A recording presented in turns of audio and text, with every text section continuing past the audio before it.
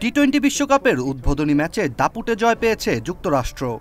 প্রতিবেশী ও প্রতিদ্বন্দ্বী কানাডাকে 7 উইকেটে হারিয়ে সহ আয়োজকরা ঘোষণা করল নিজেদের আবির্ভাব। রোববার ডালাসের গ্র্যান্ড পেরি স্টেডিয়ামে প্রথমে ব্যাট করতে নামে কানাডা। 2 ব্যাটসম্যানের হাফ সেঞ্চুরিতে 20 ওভার শেষে 5 উইকেটে 194 রানের বড় সংগ্রহ পায়। জবাবে 3 উইকেট হারিয়ে ও 14 বল বাকি থাকতেই জয়ের বন্দরে পৌঁছে যায় যুক্তরাষ্ট্র। ম্যাচ সেরা জনস খেলেন 40 বলে 4 বাউন্ডারি 10 ছক্কার বিধ্বংসী 94 রানের ইনিংস। যুক্তরাষ্ট্রের কোনো ব্যাটারের এক ইনিংসে সবচেয়ে বেশি 10 ছক্কার রেকর্ডটা এখন জোনসের। এ ম্যাচে দুদল মিলিয়ে অনেকগুলো রেকর্ড গড়েছে, যেখানে প্রথম টি-20 বিশ্বকাপে খেলা কানাডা প্রথম ম্যাচেই ভেঙে দিয়েছে নেদারল্যান্ডসের রেকর্ড।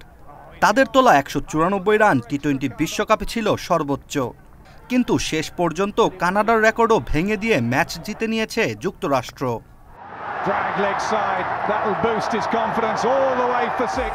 এদিকে বিশ্বকাপের দ্বিতীয় খেলায় আজ বাংলাদেশ সময় রাত 8:30টায় মুখোমুখি হবে এবারের আসরের আরেক সহ আয়োজক ওয়েস্ট ইন্ডিজ ও পাপুয়া নিউ গিনি। ম্যাচটি গায়ানার প্রভিডেন্স স্টেডিয়ামে অনুষ্ঠিত হবে।